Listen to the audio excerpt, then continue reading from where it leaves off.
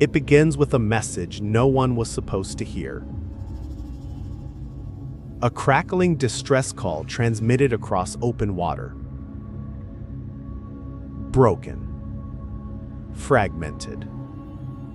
Almost like the voice itself was struggling to stay intact. Mayday, Mayday, Mayday. Then silence. Then a final message. All crew dead, including the captain. That was the last confirmed transmission tied to the ship known as Ourang Medan.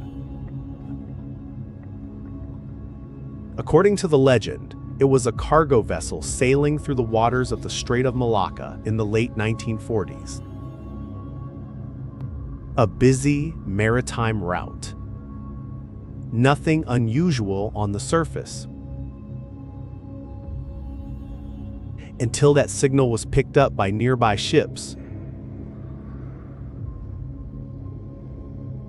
2 American vessels reportedly intercepted the distress call. At first, they assumed it was a mechanical failure or a fire on board. But the final words changed everything. As they changed course toward the signal's origin, the sea became unusually calm. No radio response. No further communication. Just coordinates drifting deeper into silence. When they finally reached the location, they found the ship. It was floating, intact. No visible damage from the outside. No sign of fire. No sign of collision. But the silence on board was immediate. Too complete. Too unnatural. Rescue teams boarded carefully. What they discovered was worse than an empty ship. The crew was still there, but not alive. Reports describe bodies scattered across decks and corridors,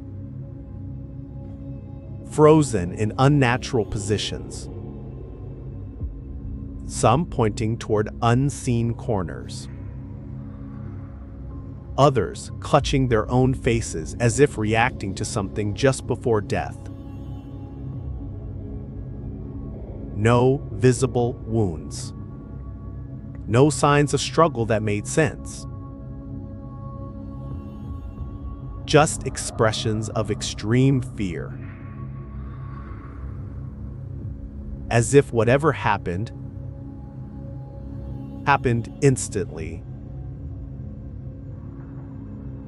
And then came the most disturbing detail. According to the accounts, before the ship could be fully investigated, smoke began rising from below deck. A fire spreading too quickly to control. Spreading without clear source. Rescuers were forced to evacuate, abandoning the vessel and its dead crew behind. Moments later, the ship was engulfed in flames. And then it sank beneath the surface. No official maritime registry confirms the incident. No verifiable documentation exists that the ship ever sailed under that name.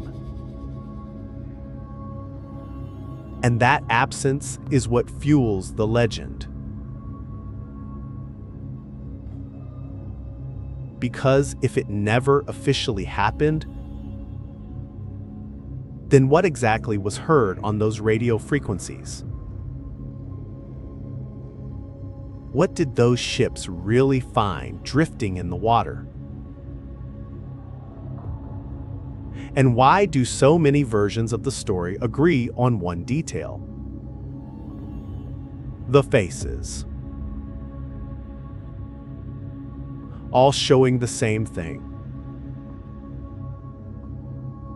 Fear.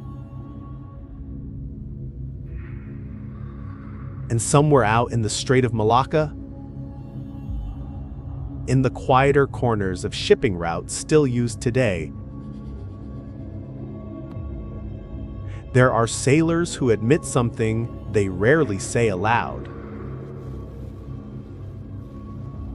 That when the radio crackles unexpectedly at night,